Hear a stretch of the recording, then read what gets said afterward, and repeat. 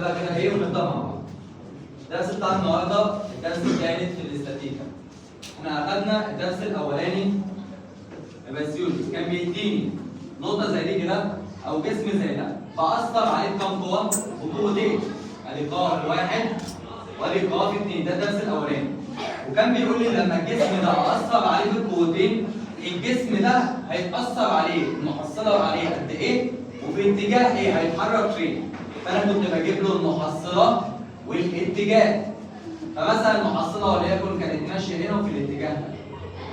وبتميل على القوه الاولى اللي هي الايه بزاويه قياسها وليكن 20 درجه. فانا كان بيأثر عندي كام قوه بس؟ قوتين، يعني كان جسم وبيتشد في حتتين وانا كنت بجيب له المحصله والاتجاه. اتفقنا؟ ده الدرس الايه؟ الاولاني. طب الدرس الثاني كان تحليل قاعده مركبتين اتكلمنا فيه. نيجي على الدرس الثالث بقى. بصوا بقى معايا الدرس الثالث بيتكلم على ايه يا مريم؟ لو انا عندي جسم واثر عليه بكذا قوه، يعني مريم بتشد من هنا والراجل بتشد من هنا ومريم بتشد من هنا والراجل بيشد من هنا، يعني الجسم الواحد يا رحاب اثر عليه كذا قوه. الجسم الواحد اثر عليه كذا قوه. عايز اعرف الجسم في الاخر برضه هيتحصل عليه قد ايه؟ والاتجاه بتاعه هيروح فين؟ يعني المحصله عليه هتبقى قد ايه؟ والاتجاه بتاعه هيروح فين؟ اتفقنا؟ عشان كده الدرس الثالث اسمه ايه؟ محصله عده قوى مستويه ومتلاقيه فين؟ في نقطه واحده. زي الدرس الاولاني بالظبط، بس الدرس الاولاني كنت باخد كام قوه بس؟ قوتين. فكنت باخد القانون بتاع جذر قاف واحد تربيع زائد قاف 2 تربيع زائد 2 قاف 1 قاف 2 جتا ايه؟ اللي هي الزاويه ما بينهم. انما المشكله عندي في الدرس لان انا عندي كام قوه؟ كذا قوه كتير. ممكن بقى يبقوا 3 4 5 7 زي ما يكون. فشغلك كله ان انت هتعمل الحاجه اللي انا هقول لك دي عشان تبقى فاهم انت بتحل ازاي. شغلك كله ان انت هتوزع لي القوه دي، هتعمل لها محور سينات ومحور صادات. هتعمل لها محور ايه؟ سينات ومحور صادات. عشان كده انا رسمي كله على المحاور. ارسم محور سينات ومحور صادات وابدا اوزع القوه بتاعتي دي كلها، اشوف كل قوه عملت زاويه قد ايه عشان اقدر احسب. واشوف بعد كده المسقط السيني عمل ايه؟ والمسقط الصادي عمل ايه؟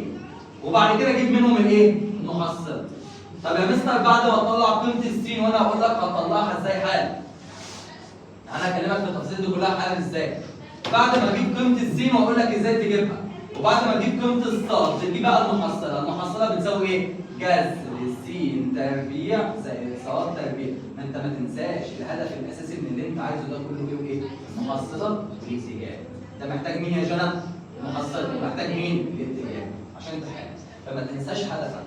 هو هدفك ده اللي بيفهمك. انا محتاج مين ومين؟ المحصله والاتجاه. هو انا عشان اجيب المحصله بقى للقوه دي كلها، المحصله بتساوي ايه؟ جذر س تربيع زائد ص تربيع، يعني انا محتاج مين ومين؟ س وصاد. وهقول لك تجيب السين حالا ازاي والصاد تجيبها ازاي. اتفقنا ولا ما اتفقناش؟ طب يا مستر الاتجاه، الاتجاه بيساوي ص بيساوي ص على س. هتقول له شيفت صاد على س يساوي، وتضرب جواه يطلع في الدرجه بتاعتك، الزاويه بتاعتك بالدرجات وبالدقايق وبالثواني. يلا يا مالك. اتفقنا؟ يعني انا من الاخر يا مستر عشان اجيب المحصله محتاج مين ومين؟ س وصاد. وعشان اجيب الاتجاه برضه محتاج مين ومين؟ س وصاد. يعني انا عشان تحل المساله كلها تجيب مين ومين؟ س وصاد. طب نروح نجيب س وصاد ازاي؟ بص معايا بقى كده. انت هتكون لي جدول تعرف كل قوه من دول عامله زاويه قد ايه؟ يعني ماشيه زاويه قد ايه؟ طب بقيس على مين يا مستر؟ بتقيس على الجزء الموجب من محور السينات. يعني مثلا قوه زي دي كده لو ماشيه على محور السينات عامله مع الجزء الموجب من محور السينات زاويه قياسها 60، يبقى دي عامله 60 درجه. واحده زي دي الزاويه دي ب 30، يبقى هو ماشي كام؟ 90 و30 يبقى عامل كام؟ 120 درجه. سيبك بقى من كل الكلام ده وتعالى نروح للرسمه. المساله دي مرسومه جاهزه. عندك كام قوه على المحاور؟ 3. في قوه بتعمل في اتجاه الشرق. القوه دي مقدارها كام؟ 8. وفي قوه بتعمل في اتجاه الشمال الشرقي مقدارها كام؟ 5 غاز 2. وفي قوه بتعمل في اتجاه الشمال مقدارها كام؟ المساله هي اللي مرسومه. تمام كده؟ هو انت محتاج ايه من المساله زي ما قلت لك عشان تعرف تحل؟ س وصاد. انت عشان تجيب س وصاد لازم تكون جدول. لازم تكون ايه؟ جدول. طب الجدول ده يا مستر بيبقى فيه ايه؟ بيبقى فيه القوة والزاوية اللي هي عاملاها. انت عندك كام قوه هنا في الموضوع؟ 8 5 جذر 2 3 صح؟ ادي يا عم 8 الباقي اللي بعدها كام؟ 5 جذر 2 اللي بعدها كام؟ 3 هتقيس لي كل قوه عامله زاويه قد ايه مع الجزء الموجب من محور السينات. فين الجزء الموجب من محور السينات؟ هو ده يا مستر. الثمانيه عامله ايه مع الجزء الموجب من محور السينات؟ قافله عليه خالص مفيش زاويه، يبقى الزاويه بكام؟ بصفر. قافله عليه يبقى الزاويه بكام؟ بصفر. طب الخمسه جذر 2 عامله قد ايه مع محور السينات؟ 45. دي 5.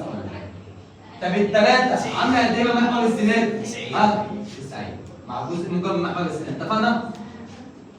لو طلعت القوه والزاويه انت حليت المساله، لان السين والصاد سهلين. لو طلعت القوه والزاويه المساله مش هتبقى مرسومه. ماشي؟ انت اللي هترسم تطلع القوه والزاويه انت حليت المساله. ازاي يا مستر؟ مش انت عايز السين والصاد؟ بص السين بتيجي ازاي؟ السين سهله قوي. هتضرب كل قوه في جتا الزاويه بتاعتها، هتضرب كل قوه في جتا يبقى 8 في جتا كام؟ صفر. طلع الآلة الحاسبة. 8 في جتا صفر، اللي بعدها كام؟ ها؟ 5 جذر 2 في جتا 45 زائد 3 في جتا كام؟ 90 وطلع لي الناتج.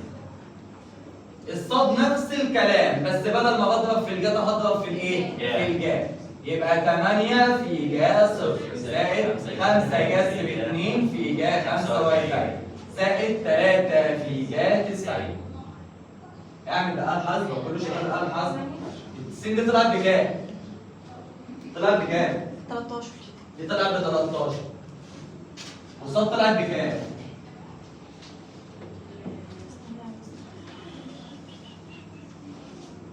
المفروض كله معاه آلة حاسبة وشغال معايا، ده الطبيعي.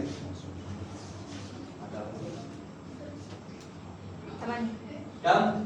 طلعت ب 8. شغل آلة حاسبة عادي خالص اهو، ركز بقى كده معايا. أنا كده طلعت السين وطلعت الصاد، أعمل إيه بس يوني؟ مش أنا عايز المحصلة جذر س تربيع زائد صاد تربيع، يلا يا مستر هات المحصلة بتساوي المحصلة بتساوي جذر س تربيع زائد صاد تربيع يأهلنا. السين بكام يأهلنا؟ 13. يبقى 13 تربيع زائد صاد تربيع 8 تربيع، طلعت لك كام بالآلة الحاسبة؟ كم؟ جذر جذر 233. تمام، يبقى انا كده جبت المحصله. طب انا يا مستر عايز اجيب الاتجاه، اجيب الاتجاه ازاي؟ اتفقنا؟ كله بقى معايا. عايز اجيب الاتجاه، اجيب الاتجاه ازاي؟ هقول له يا مستر صاد ه بيساوي صاد على السين، الصاد بكام؟ ب 8 على السين بكام؟ هتعمل لي بالآلة الحاسبة شيفت صاد 8 على 13 يساوي طلعت كام؟ 31 درجة. يبقى الايه؟ طلعت ب 31 درجة 36 دقيقة 27 سنة و27 سنة. بص بقى معايا حتة المتفوقين دي. الطلبة كلها بتطلع الزاوية بتقوم راميها كده وخلاص، تقول لك انا جبت الزاوية وبتاع. تمام؟ عينك من اولى ثانوي وانا باسس الناس في حساب المثلثات. اول ما تطلع الزاوية ما بتاخدهاش كده وخلاص، لازم تعرف هي في الربع الكام. لو في الربع الاول تبقى زي ما هي ممتازه، لو في الربع الثاني 180 ناقص الزاويه، لو في الربع الثالث 180 زائد الزاويه، لو في الربع الرابع 360 ناقص الزاويه. هكتبها لك هنا. لو بتقع في الربع الاول هنسيب الزاويه زي ما هي. طب لو بتقع في الربع الثاني 180 ناقص الزاويه اللي طلعت. طب لو في الربع الثالث 180 زائد الزاويه اللي طلعت. طب لو في الربع الرابع 360 ناقص الزاويه اللي طلعت. ومتاسسين في الكلام ده في حساب المثلثات، صح ولا صح؟ صح. طب يا مستر اعرف منين هي في الربع الاول ولا الثاني ولا الثالث ولا الرابع؟ من اشارات السين والصاد. من اشارات السين والصاد. لو السين بالموجب والصاد بالموجب يا جماعه يبقى انا في الربع الكام؟ طب السين بالسالب والصاد بالموجب يبقى انا في الربع. لو السين بالسالب والصاد بالسالب يبقى انا في الربع. طب لو بالموجب وبالسالب يبقى انا في الربع. هي دي السين بكام والصاد بكام؟ سين بالموجب والصاد بالموجب يبقى انا في الربع. وادام في الربع الاول زي ما هي. اتفقنا ولا ما اتفقناش؟ يبقى الزاويه اللي طلعت لي اهو. طب يا مستر ناخد واحده ثانيه، فكره ثانيه كده في السريع كده مع بعض. يا مستر افرض السين كانت بسالب 1 والصاد كانت بجذر 3. يبقى اقول له ظاهر بتساوي ص على س، يبقى جذر 3 على -1. السالب ما بحطوش على الآلة الحاسبة. في الشيفت ما بحطش السالب على الآلة الحاسبة، انا السالب ده عشان يحدد لي مين؟ الربع. عشان يحدد لي مين؟ الربع. خليك كده فاهم؟ عشان الآلة الحاسبة ما بتشتغلش على 40 بس. اتفقنا ولا ما اتفقناش؟ السالب مش هحطه على الآلة الحاسبة، انا هعمل بس ده كله شغل اولى ثانوي على فكرة. اللي متأسس فيه فهو تمام، حاطط رجل على رجل وفاهم، تمام كده؟ هتعمل لي بالآلة الحاسبة شيفت ظا جذر 3 يساوي. طلعت لي بكام درجة؟ 60. طلعت بكام درجة؟ 60. هل انا باخد ال 60 كده وخلاص؟ لا، ده انت هتشوف هي في الربع بكام. بص كده، سالب السين بالسالب والصاد بالايه؟ فين سالب وموجب يا مستر؟ سالب وموجب في الربع الثاني، يبقى 180 ناقص الزاوية اللي طلعت. يبقى 180 ناقص 60، يبقى الزاوية الأصلية بكام دلوقتي كده؟ 120. يبقى السالب ما بحطوش على الآلة الحاسبة. شيفت ظا جذر ما بحطهاش على الآلة الحاسبة. السالب ده بيفضل في دماغي بيحدد لي الربع، اعرف في الربع الكام من الاشارات بتاعته. وانت بتعمل شيفت ظا ما تحطش سالب خالص. اتفقنا؟ طلع الزاوية من غير سالب، وبعد كده شوف لو في الربع الأول هتسيبها زي في الربع الثاني، 180 ناقص، في الربع الثالث، 180 زائد، في الربع الرابع 65 ناقص، 360 ناقص. اتفقنا ولا ما اتفقناش؟ اتفقنا. طبعا انا كده سالب وموجب فبقيت في الربع الكام؟ الثاني، فقلت له 180 ناقص. اتفقنا؟ طب واحده زيها كمان كده اخر واحده على الحته دي. س بتساوي سالب جذر 3 وص بتساوي سالب 1، سالب وسالب 1. اتفقنا؟ يلا اقول له ظاهر، انا عايز الاتجاه بس، ماشي؟ ما لو المحصله جذر س ده يبقى ص خفيف. ظاهر بتساوي ص على س، ماليش دعوه بالسالب. على كام؟ جذر 3. شفت ظا 1 على جذر 3 طلعت بكام درجه؟ طلع بكام؟ مش هروح اكتب 30، ده انا لسه هشوف هي في الربع الكام. سالب وسالب في الربع الكام؟ 180 زائد، يبقى 180 ناقص ال 30 زائد ال 30 اللي طلعت يبقى 200 وكام؟ و10. يبقى 180 زائد ال 30، يبقى الزاويه بتاعتي بكام كده دلوقتي؟ 10. اتفقنا ولا ما اتفقناش؟ اتفقنا. يبقى يا مستر الموجب والسالب هو اللي بيحدد لي هي بتقطع فين. اتفقنا؟ اتفقنا ولا ما اتفقناش؟ طب يا مستر لو طلع فيها صفار، لو طلع فيها ايه؟ صفار. بص يا ابني كده معايا. مش دي المحاور بتاعتك؟ دي الايه؟ الصفر، ودي الايه؟ 90، ودي الايه؟ ودي كام؟ 270، ودي كام؟ 360. افرض يا مستر السين طلعت بالموجب والصاد طلعت بعدد صفر. هي موجب وصفر، بص مشيت اكتر من نقطه الاصل اهي يا ندى، ركزي معايا. موجب وصفر، فين موجب وصفر؟ ادي موجب وصفر، بقيت عند زاويه مين؟ يبقى لو مشيت موجب وصفر يبقى انت عند زاويه مين؟ الصفر. طب لو صفر وموجب يبقى انت طلعت عند مين؟ ال 90. طب لو سالب وصفر يبقى انت طلعت عند مين؟ طب لو صفر وسالب يبقى انت نزلت عند مين؟ تعال نشوف الرسمه اللي بعدها ونحل ونشوف احنا فين، ماشي؟ يلا. انا الرسمه بتاعتي قدامي. عندي كام قوه؟ 1 2 3. الثلاث قوى دول عشان اجيب لهم المحصله والاتجاه محتاج مين ومين؟ محتاج السين ومحتاج الصاد، وعشان تجيب السين والصاد لازم تكون ايه؟ جدول. تعالى نكون جدول. القوه والايه؟ والزاويه. ناخد كل قوه ونشوف الزاويه بتاعتنا كام. القوه الاولى بكام؟ 3. القوه الثانيه بكام؟ 4 جذر 3. ماشي يا مريم؟ القوه اللي بعدها بكام؟ 2 جذر 3. تعال نشوف القوه الاولى اللي هي ب3 دي. هي عامله كام؟ من اول هنا لحد الجزء اللي هي بادئه منه، ما بقيس من اول هنا. من هنا لحد هنا مشيت كام يا شباب؟ 180 درجه. نمسح بقى دي خلاص انا مش عايز. القوه اللي بعدها اللي هي ب 4 جذر 3 مشيت من اول هنا لحد هنا. كام درجه؟ 90 و90 و90 ممتاز في 270. اتفقنا؟ امسح انا عايز بقى الايه اللي بعدها. ماشي؟ اللي بعد هي الزاويه بكام؟ يبقى بقيتها كام؟ 60. بص لي بقى كده الزاويه دي مشيت ازاي؟ القوه اللي ايه؟ مشيت كام كده؟ 90 180 270 وكمان 60. يبقى 90 180 270 وكمان 60 يبقى كام؟ 330 درجه. صح ولا مش صح؟ تعالى نجيب السين، هنضربها بالايه؟ بالجذر. يلا يبقى 3 في جذر كام يا بسيوني؟ 180 زائد 4 جذر 3 في جذر 270 زائد 2 جذر 3 في في جتا 330 طلع لي السين. الصاد يلا اعملها بالابحث بقى، يلا اعمل الصاد 3 في جا 180 زائد 4 جذر 3 في جا 270 زائد 2 جذر 3 في جا 330. السين طلعت بكام؟ الصاد طلعت بكام؟ السين بصفر؟ حلو. الصاد سالب 5 جذر 3. سالب 5 جذر 3. برافو عليك. يبقى انا عايز اجيب الايه؟ المحصله. المحصله يا الحاج بتساوي ايه؟ جذر س تربيع زائد ص تربيع. جذر س تربيع الصفر اهو زائد ص تربيع سالب 5 جذر 3 تربيع. الناتج طلع بكام؟ 5 جذر 3. طلع بكام؟ ب 5 جذر 3. لو بديك القوه بالنيوتن تعمل بالنيوتن. سوق كله جرب اعمل سوق كله. انا جبت المحصله، فاضل مين؟ فاضل الاتجاه. اتفقنا؟ فاضل مين؟ الاتجاه. قول لي يا بسيوني كده على الاتجاه هيساوي ايه؟ هي السين بكام؟ مش انا بقول له ظا ايه؟ بتساوي صاد على س؟ صاد بتساوي كام على كام؟ صاد على س. انا لقيت الصاد بسالب 5 جذر 3 على صفر. على صفر. اول ما تلاقي صفر تشتغل بالشغل ده. انت لقيت السين بايه؟ بصفر والصاد بموجب ولا بسالب؟ صفر وسالب. فين صفر وسالب؟ هذا صفر وسالب، يبقى الزاويه عندي بكام درجه؟ 270 درجه. طب لو كانت صفر وموجب؟ طب لو موجب وصفر؟ صفر. طب لو سالب وصفر؟ هي صفر وموجب 90، انما هي كام وكام؟ صفر وسالب، يبقى الزاويه بكام درجه؟ 270 درجه. يبقى هي بتساوي 270 ايه؟ فهمنا حوار الزوايا؟ وفهمنا انا بعمل ايه؟ ايه؟ السين طلعت بكام؟ والصاد طلعت بكام؟ سالب، يعني صفر وسالب، صح؟ فين هنا صفر وسالب؟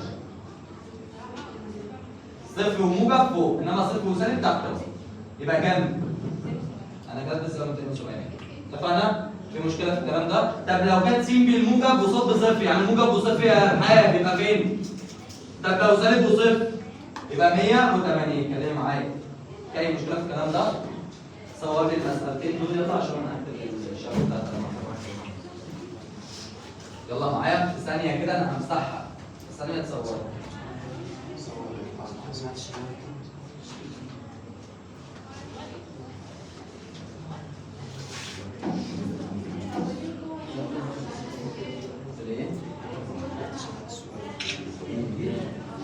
بص الاشياء من اول هنا كده مش هتعمل ماشي؟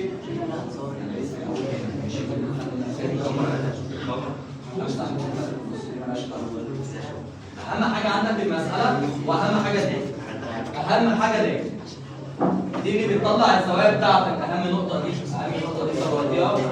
طب استنى تعالى نشوف المساله اللي بعدها. نمسح دي بقى.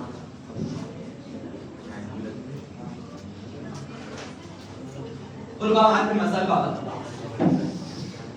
يقول لي 5 قوى مستويه متلاقيه في نقطه مقاديرها كذا كذا كذا كذا كذا تعمل في اتجاهات الشرق الشمال. يبقى انا لازم ارسم المحاور بتاعتي في ثواني.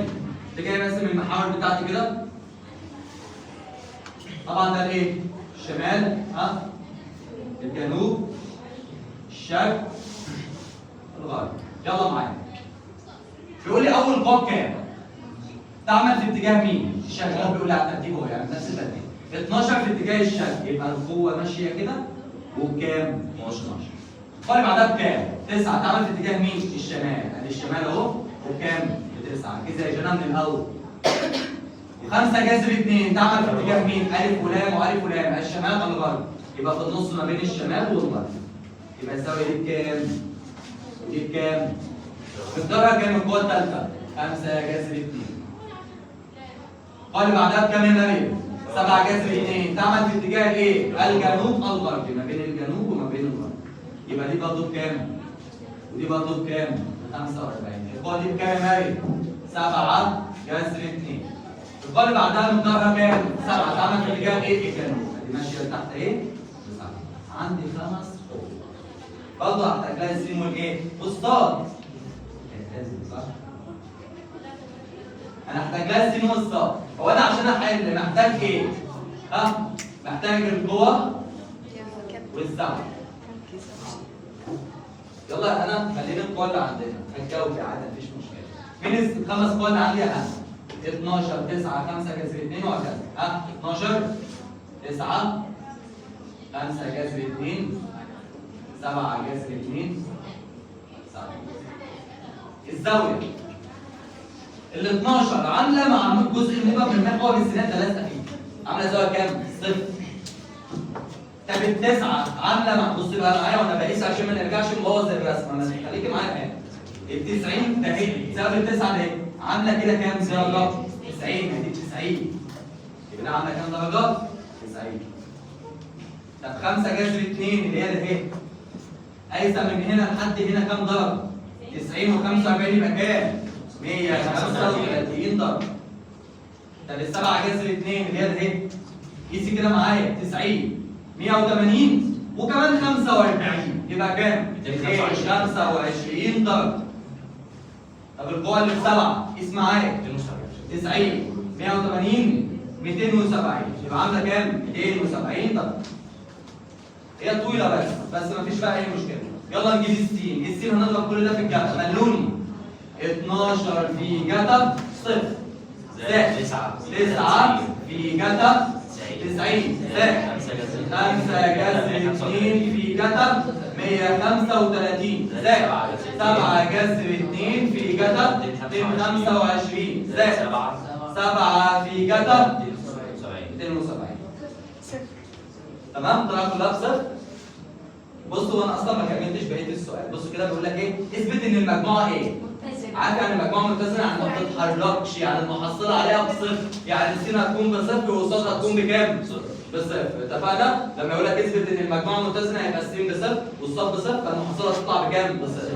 يلا الصاد ها 12 في جا صفر زائد 9 في جا 90 زائد 5 جذر 2 في جا 105 نفس الكلام بس بالايه؟ بالجا. في جا 225 زائد 7 في جا 270 هتطلع بكام برضه؟ يبقى المحصله برضه هتساوي كام؟ مفيش اتجاه بقى، ما هي ثابته مكان، مفيش اتجاه. فاي مشكله في الكلام ده؟ يلا ها يلا صور بسرعه عشان نمسح. يلا في ثواني. لا مش هتحول يعني. صح؟ موضوع سهل ولا صعب؟ حاول يعني. ماشي؟ ليه؟ لا عادي خليك اساس زي ما انت جوه حاجات مش سمعت. ماشي؟ يلا معايا؟ احسن. يلا عشان دي مسألة. معانا حر.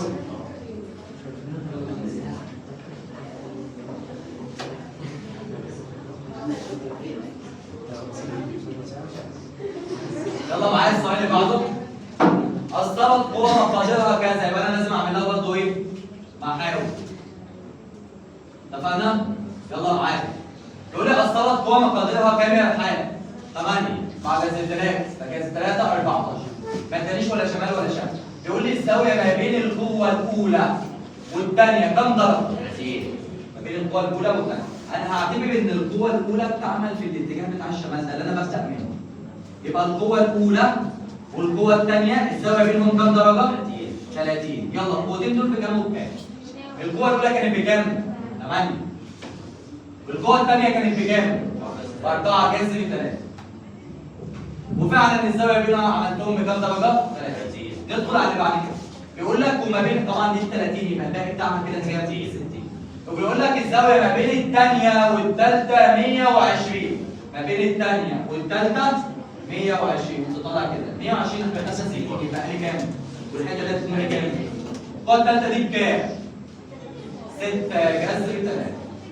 احنا عندنا الزوايا اهو بيقول لك ما بين الاولى والثانيه 30 انت عامل خط كده وكاتب 30 ودي الاولى والثانيه وما بين الثانيه والثالثه كام؟ 120 درجه. دي كنت واخد 60 وتاخد 60 كمان عشان يبقى كام؟ 120 وانت كاتب 6 جذر 3. بيقول لك وما بين الثالثه والرابعه يأهلها كام؟ ما بين الثالثة والرابعة 90. أخذنا 30 يبقى قريب من هنا كام؟ 60. القوة الرابعة دي بكام؟ 14. 14. مش احنا عملنا كل الكلام ده؟ نعمل الجدول. ها؟ القوة والزاوية. القوة والإيه؟ والزاوية. القوة بكام عندك؟ القوة بكام؟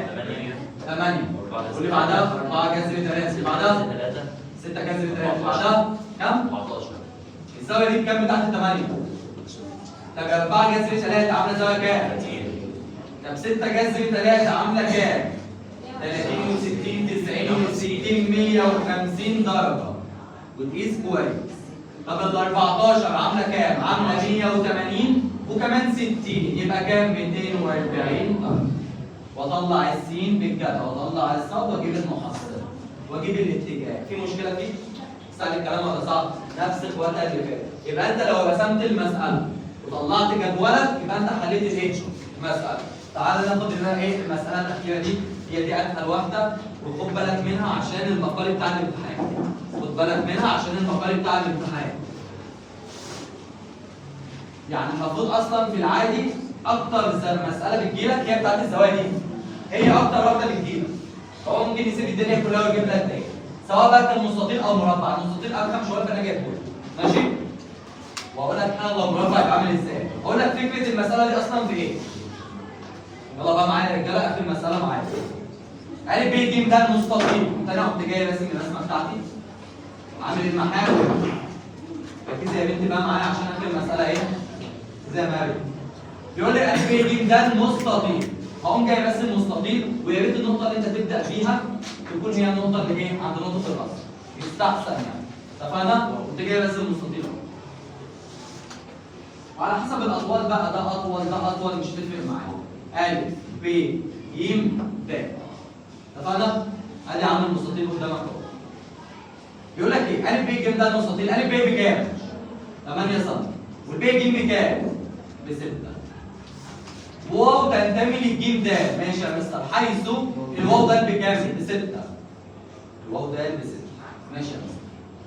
ادي عامل الواو ده اللي هي ب 6. ماشي؟ هنا كام؟ الواو ده بكام؟ ب 6. يبقى لنا كام؟ 2. صح الكلام كده؟ ماشي.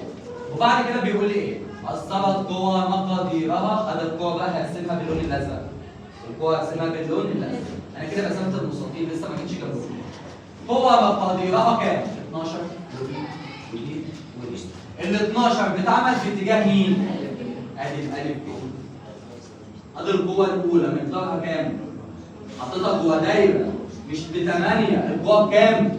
جوه دايرة ده طول، ماشي؟ ب 12. ها والثانية في اتجاه ايه؟ ج أ. هي أصلا فكرة المسألة كلها كانت ج أ على فكرة. ادي يا عم ج أ. اتفقنا؟ مقدارها كام؟ 40. والثالثة بتعمل في اتجاه ايه؟ أ واو. فين أ واو هنا؟ مقدارها كام؟ 26 جذر 2. اتفقنا؟ ماشي، وايه تاني؟ وألف ده بكام؟ 4. ادي يا مستر ألف ده. طلع فوق مقدارها كام؟ عايزك بقى تجيب ايه؟ شوية الزوايا. خد بالك لو كانت الشكل مربع، لو كان الشكل ايه؟ مربع، كنت هتلاقي واحد جاي كده تبقى الزاويه دي بكام؟ ب 45. لان دي 45 تبقى دي برضه بكام؟ ب 45. بص بقى معايا كده، بص معايا. الرسومات اللي قدامك دي، بص كده معايا. الزاويه اللي تحت دي سميناها زاويه ايه؟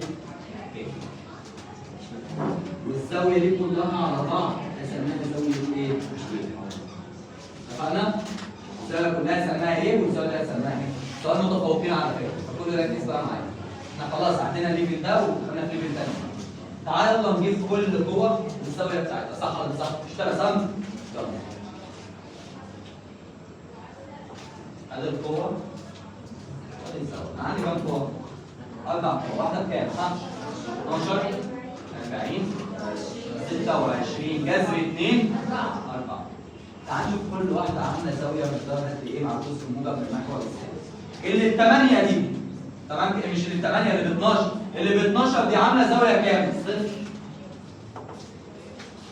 طب القوه اللي بعدها يا مستر اللي هي ب 40 تمام كده؟ فين القوه الثانيه؟ احنا قلنا القوه الثانيه كانت بتعمل في اتجاه ايه؟ ج أ اهي يا مستر. ايه ده؟ ده لفه كبيره، بص كده معايا. تعال نشوف بقى، بص كده ماشي. في ناس تنسى وتقوم عامله ايه؟ الايه؟ خد بالك ده هي داخله فيها. انا عايز اكون ايه؟ خارجه منها. فعشان كده همدها على امتدادها. في ناس بقى هي فكره المساله كلها اصلا ايه؟ بص كله خارج من الالف ما عدا دي هي اللي دخلت مين؟ في الالف. فكره المساله كلها دي تمام كده؟ في ناس تقوم قايله تجيب الف عامله زاويه قياسها كام؟ ايه؟ لا يا مستر مش عامله ايه؟ انت هتاخد امتدادها عشان تبقى خارجه من النقطه. اتفقنا؟ يبقى هي ماشيه من اول فين لحد فين؟ ماشيه من هنا لحد هنا. طب الزاويه دي كلها بكام بقى؟ بص كده معايا. دي يا مستر اصلا مبدئيا كده هي ماشيه على امتدادها هنا. صح ولا مش صح؟ وده كده برضه على ايه؟ امتداد. صح ولا مش صح كده؟ ماشي. يبقى الزاويه دي شايفها؟ زي الزاويه دي بالتقابل بالايه؟ صح ولا مش صح؟ يبقى الزاويه دي اهي ادي دي اهي بالتقابل بالايه؟ بالراس. الزاويه دي ادي دي بالتقابل بالراس يبقى اسمها ايه برضه؟ ايه؟ طب الزاويه دي كلها بكام يا بسيوني؟ مشي كام؟ 90 180 زائد ايه؟ يبقى الزاويه بتاعتها بتساوي كام؟ 180 زائد ايه؟ اتفقنا ولا ما اتفقناش؟ اتفقنا. بقيه القوى بقى عادي 26 جذر 2 فين 26 جذر 2 اهي يا مستر عامله الزاويه دي اللي احنا مسمينها ايه؟ ي اللي احنا سمينا الزاويه كلها كام؟ ي بتساوي 4 الاربعه دي عامله زاويه قياسها كام درجه؟ 90 دي ما نتكلمش. يلا بقى نشتغل كده ما عادش يلا معايا. لما اجي اجيب السين بتساوي 12 في ايه؟ في جتا 0 دي سهله زائد 40 في جتا 180 زائد ايه؟ واقول لك كمان الزاويه المنتسبه بتاعتها زائد 26 جذر 2 في جتا ي صح؟ زائد 4 في جتا 90. يعني يا مستر من الاخر كده تعالى نحل الزاويه المنتسبه دي نزلت زي ما هي ماشي؟ 40 في فاكر دي 180 زائد في الربع بكام؟ الجتا فيه ايه؟ سالبه وال 180 ما بتقلبش ال 90 وال 270 بيقلبوا. 180 هتسيب الجتا زي جتا كام؟ يبقى سالب جتا اتفقنا ولا ما اتفقناش؟ يبقى 40 في سالب جتا ايه؟ برضه يا مستر احنا لسه مش عارفين اليه بكام ولا اليه بكام. لو حليناها يبقى انت كده ظبطت لي صح ولا مش صح؟ صح يا مستر. تعال نشوف بقى حوار الهيه واليه. شايف زاويه الهيه؟ شايفها ولا مش شايفها؟ مين المثلث بتاعها؟ مش هو ده المثلث بتاعها؟ هي الجا بتساوي ايه؟ مقابل على وتر. صح الكلام كده؟ والله يا مستر طلعت الزاويه دي قايمه وده ب 6 وده ب 8 يبقى الوتر ده كله بكام؟ ب 10 في صفر. يبقى لو انت عايز جاه يبقى مقابل على وتر يبقى كام على كام؟ المثلث ده اهو شايفه؟ الضلع ده بكام؟ والضلع ده كله بكام؟ يبقى الوتر بكام في فيثاغورس؟ 10 جذر 6 تربيع زائد 8 تربيع ب 10. يبقى الجا بتساوي ايه؟ مقابل على وتر يبقى كام على كام؟ 6 على 10. ولو احتجت الجتا ايه؟ مجاور على وتر يبقى كام على كام؟ الحمد لله جبنا زاويه الايه؟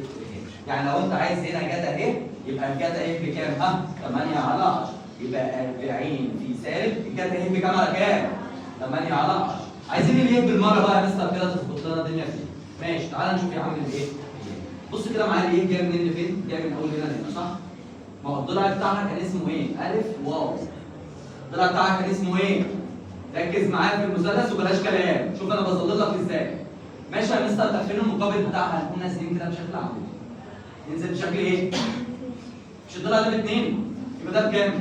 ودي ب6 يبقى اللي تحت بكام؟ طب حد عارف الارتفاع ده بكام؟ ده بكام؟ يبقى الارتفاع ده مظبوط كام؟ صح ولا مش صح؟ شايف المثلث القائم ده؟ يلا معايا انت محتاج في ايه؟ الجد هي مش دي بكام؟ 6 ودي ب6 مش ده مثلث ايه؟ مساوي الساقين وفي زاويه 90 يبقى الزاويه دي كلها بكام؟ والزاويه دي كلها بكام؟ ادي يبقى ليه بكام كده؟ 45 درجه. يبقى ليه بكام؟ 45 درجه. ثانيه يا مستر عشان انا سرحت منها.